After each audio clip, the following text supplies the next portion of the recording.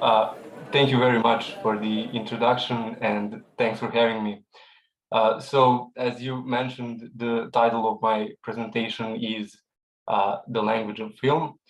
And one of the primary goals of this presentation is to show how we can think about language in a broader sense, in all-embracing terms, and to kind of try to follow its own lead. Now, the question is, of course, what would that exactly mean? How do we think about language in all encompassing terms? We argue here that to follow the footsteps of language is to first and foremost recognize the story that we are inextricably bound to at any time and at any place. The analysis that stems from this is not a classical linguistic analysis. It is argued here that the approach which favors the research of phonemes, concepts, utterances, propositions, etc., as independent and self-standing constituent parts of language simply falls short of grasping the language in its fullness, in its more authentic and omnipresent terms. So, approaching the language as if it was a mere object of analysis also creates a conundrum which has its repercussions throughout all sciences and disciplines, not just philosophy. And the havoc that wreaks this practice of trying to analyze language in such microscopic terms, which resemble conducting laboratory research, is affecting the way we see and treat everything around us. And that's why we find it necessary to kind of try to shift the focus on a broader picture and show that stories or narratives are actually the smallest units of language, if we are allowed to even talk about language in those terms. We firmly believe that each and every experience we are having and dealing with is made possible by language in this story-producing fashion. So it's not enough to say that there's nothing outside of language in Derridian manner.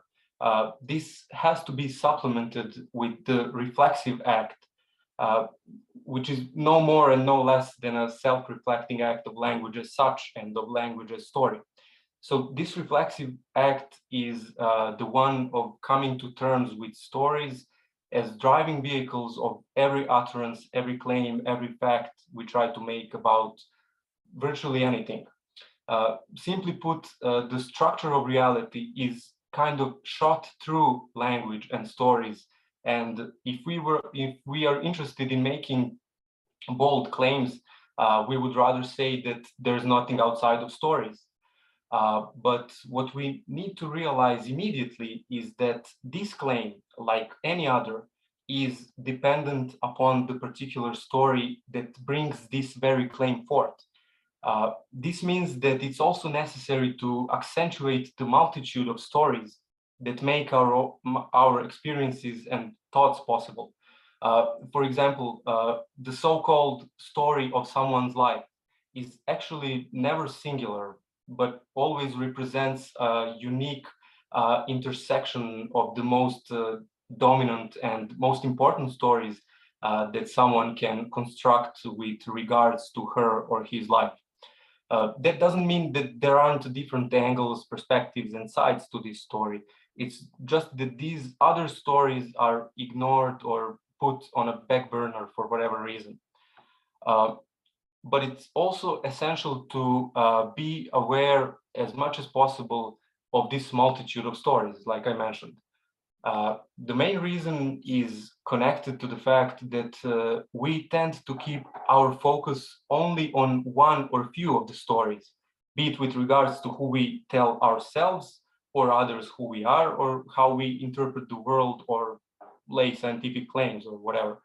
So we have a tendency to sort of fall in love with dominant narratives and dominant currents of thinking, which can have devastating consequences on our imaginative powers.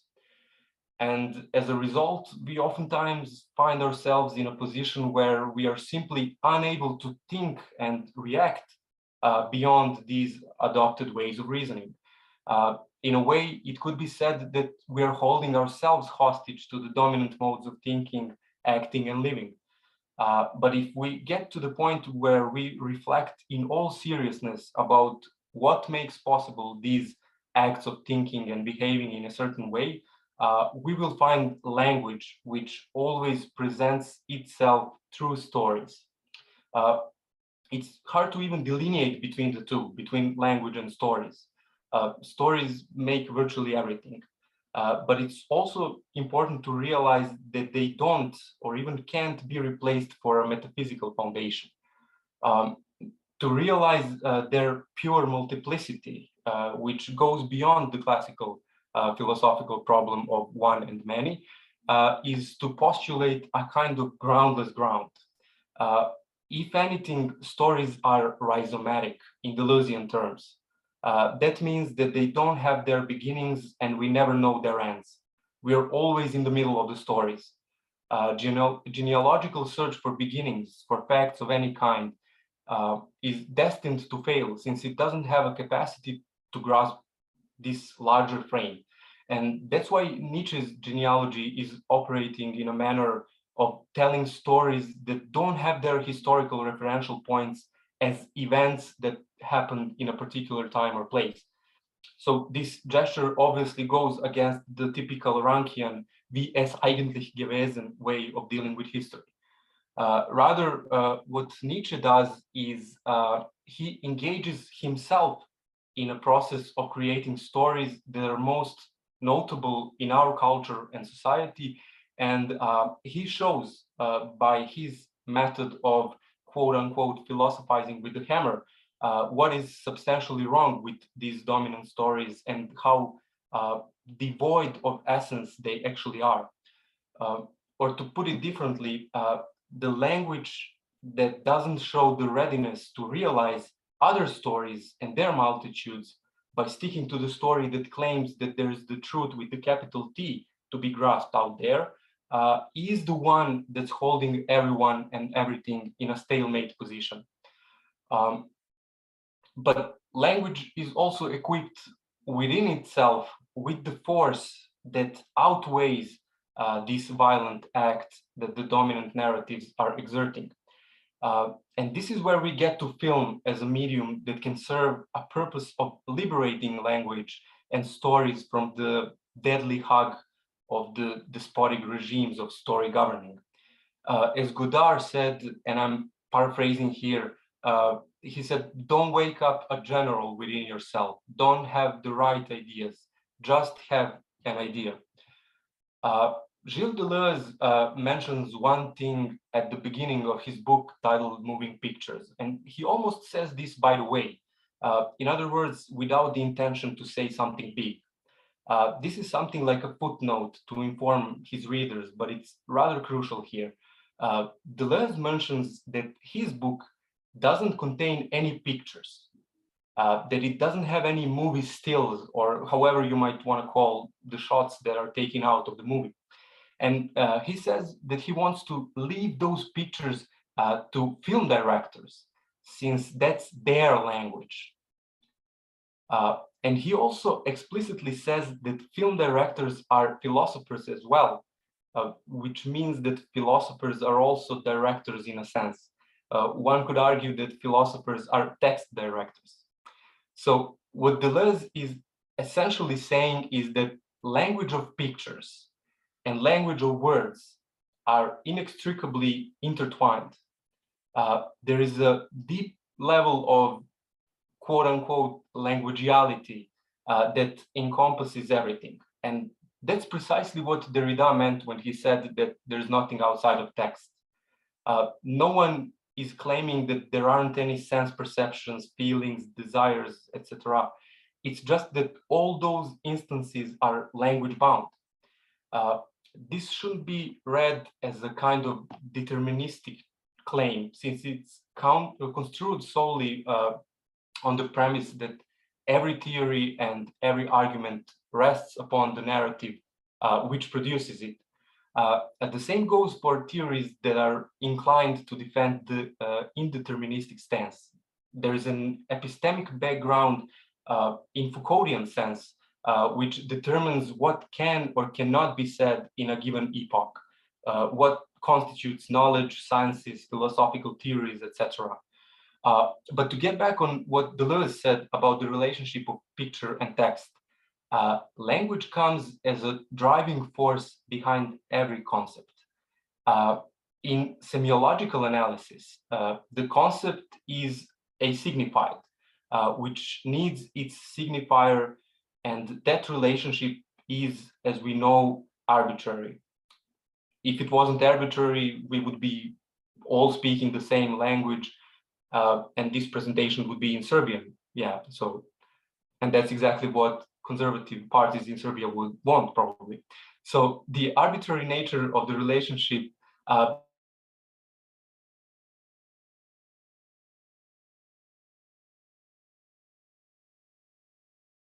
the myths are construed when a sign becomes a signifier on another level of production of meaning. And that new signifier now signifies something else, which creates a chain of signification.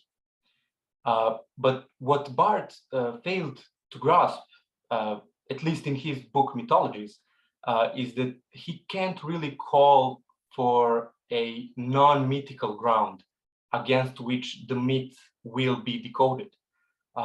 In other words, unmasking the myth always leaves us with another layer, which cannot be said that it's real, non-mythical. But this layer also cannot be said that it's mythical. Unmasking or demasking something doesn't reveal the true face of reality, nor does it reveal another mask. The terminology, which is supported by the binary logic, simply doesn't have a capacity to grasp this. And one of the first philosophers to talk about this, albeit in problematic fashion as well, was exactly Nietzsche. If it wasn't for Nietzsche, the whole wave of post-structuralist thought would have been very different, if not impossible. But it's not just Nietzsche who senses this. Writers and thinkers like Joyce, Mallarmé, Borges, Lautréamont, Kleist, Alfred Jarry, and others, they're all considered pioneers in this domain. So Deleuze, Derrida, Barthes in his later career, Baudrillard, and others, they follow this Nietzschean path and conclude that there's simply no ground upon which we would be able to delineate between the signifier and the signified, other than the narrative, which simply says so. And that narrative is a pretty strong one. It's the narrative of Western ontology as such, and we can trace it back to ancient Greek philosophy. So the question is, how does this translate to film in more concrete terms? Well, the ordinary reasoning in line with the aforementioned Western metaphysics is that film is a representation of reality. The key word in this sentence is representation. What happens when you strip off the difference between the signifier and the signified is that you sort of remove representation at the same time. As we all know, representations are the so-called pictures in our head. In a classical representational theory, those pictures in our head correspond to the pictures in the world that we are able to see and experience in our everyday lives. Film is considered to be no different in this regard. It's just that the camera is a medium which brings about pictures and scenes which our cognitive apparatus then transforms into experiences. But what is the nature of this transformation? That would be the question. What we argue here is that this transformation actually involves the process of translating the language of film into the language of our distinctive history or histories. And this is akin to the act of merging of horizons, Horizonterschmelzung, in a manner in which hermeneutics and Gadamer talk about the way we interact with texts. Our intervention here goes in the direction of showing that, first of all, if film produces a certain kind of language, that language is always story bound, which means that films are essentially stories. But our own distinctive histories that we use in everyday experiences, like watching film, they're also bound to stories and cannot be separated from stories, as a matter of fact. What this move does is it shows that the activity of watching film is the process of merging stories, the ones that we call our own and those that come from a movie screen. And this enables us to call this process Geschichtenverschmelzung rather than Horizontverschmelzung. We can also see through Baudrillard's theory the way the simulation is actually set up against the representation. But it's not just the post-structuralist theory that's pertinent and relevant here. It's equally important to mention Wilhelm Schaap's significance for developing the philosophy of stories. His work in this field has really set the tone for exploring the narrative dimension of what is considered to be the reality of all of our thinking, of our experiences, events, etc.